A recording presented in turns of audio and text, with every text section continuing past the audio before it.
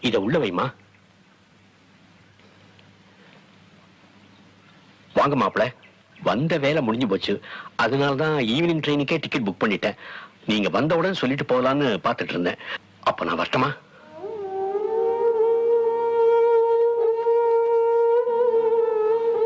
மாப்பிள, உங்க கல்யாணத்துல நான் ஏதாவது குறை வச்சிருந்தேன்னா என்ன மன்னிச்சிருங்க.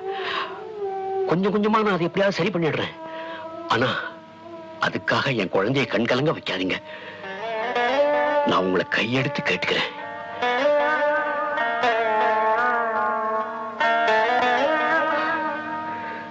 நல்லா இருமா.